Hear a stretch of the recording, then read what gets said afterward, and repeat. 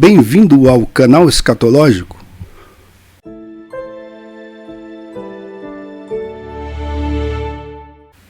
No vídeo de hoje vamos falar a respeito da perseverança final dos santos. Se você não conhece, este aqui é Charles Spurgeon. Aqui na Wikipédia você pode ler a respeito da vida dele, ok? Então, nesse sermão dele, a perseverança final dos santos, ele ensina que o homem que é justo diante de Deus possui um caminho próprio, que não é o caminho da carne, nem tampouco é o caminho do mundo.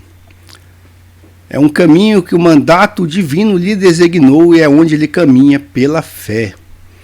É a estrada do Rei da Santidade, e o ímpio não transitará por ela.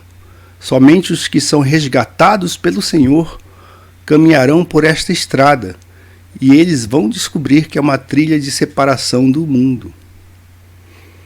O justo seguirá o seu caminho firmemente. Então esse sermão se baseia em Jó 17, capítulo 9.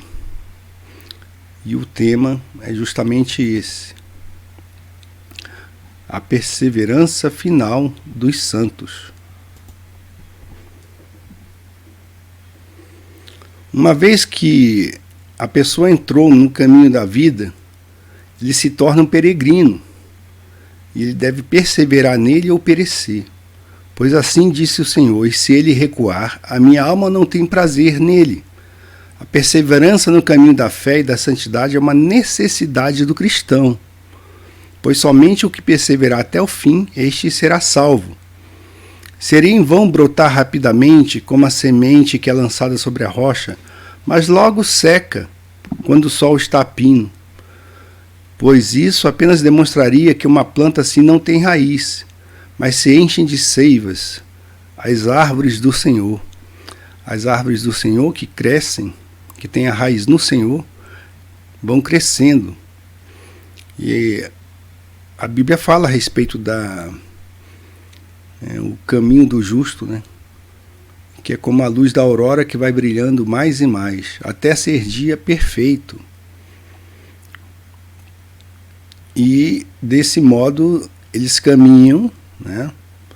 O santo é aquele que foi separado por Deus. Essa palavra santo significa separado, tá?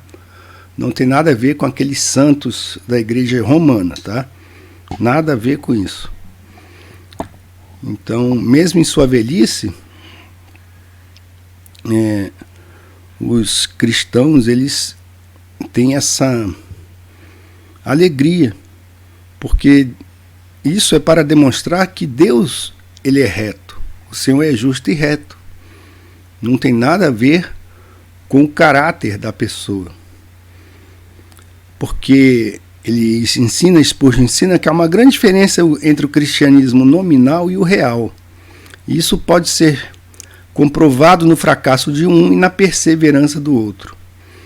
Agora, a declaração do texto é que o homem verdadeiramente justo vai prosseguir seu caminho, não vai retroceder, não saltará aos valados e não vai se desviar, nem para a direita, nem para a esquerda.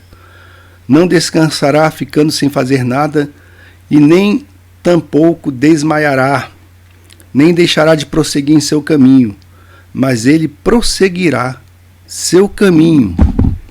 Então é isso que está escrito: o justo seguirá o seu caminho firmemente. Jó 17, 9. Então, uma vez que você foi resgatado pelo Senhor, você começa simplesmente, a partir do momento que você nasceu do alto, você começa a ter prazer em outras coisas, correto?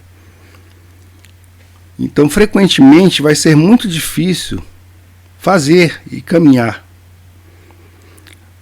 mas haverá uma resolução, certo? Você estará firme em caminhar com o Senhor ao longo da sua vida. Então, isso aí decorre de um poder da graça interna que Deus outorga ao cristão. E desse modo ele prosseguirá o seu caminho com firme determinação, como se estivesse com algo agarrado pelos dentes e não estivesse disposto a soltar. Então vejam só, agora, na verdade, tudo isso parte de Deus. Tudo isso parte de Deus, correto? É possível que nem sempre nós viajemos na mesma velocidade. Não é dito que vamos manter o nosso passo, mas que ele, o justo, prosseguirá o seu caminho. Porque há momentos em que corremos sem nos cansar, mas frequentemente, simplesmente caminhamos e estamos muito agradecidos porque não desmaiamos. Aí, e há momentos quando estamos contentes em engatinhar como um bebê e nos arrastarmos para cima com dor, mas ainda assim demonstrarmos que o justo seguirá seu caminho firmemente. Aí, a despeito de toda classe de dificuldade, o rosto do homem a quem Deus tem justificado está firmemente orientado para Jerusalém. Então nós aguardamos a nova Jerusalém, ou novos céus e nova terra, nos quais habitam a justiça, está escrito. Então, nesse caminho do peregrino, não haverá desvios, até que seus olhos tenham visto o Rei em toda a sua beleza. Então, Spurgeon diz que isto é uma grande maravilha, é algo maravilhoso, simplesmente que um homem seja cristão. E uma maravilha ainda maior que ele continue a ser. Porque são grandes as lutas, né?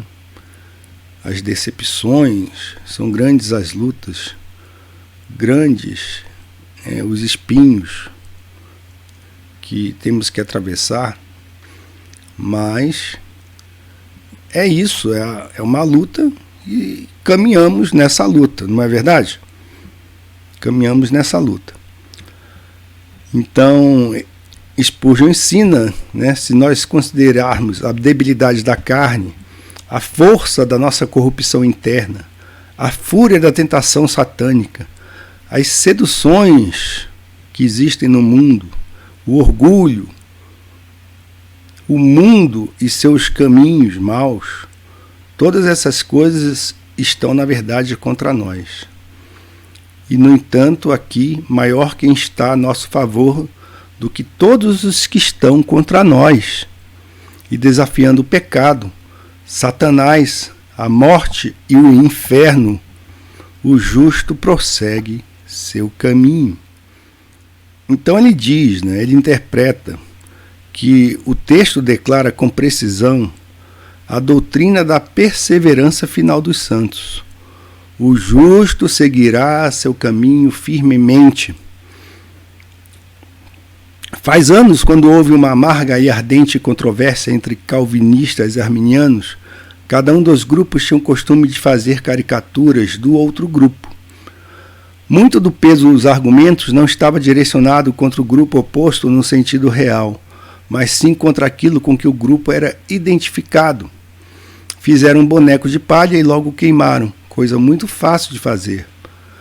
Mas ele diz, eu confio que esse tipo de coisa ficou há muito tempo para trás. Bom, infelizmente ou felizmente, Spurgeon não conheceu a internet. E não conheceu aí a moda dos memes, né? Certo. Bom, e ele diz que a gloriosa verdade da perseverança final dos santos tem sobrevivido à controvérsia. E de uma forma ou outra, é uma crença apreciada dos filhos de Deus.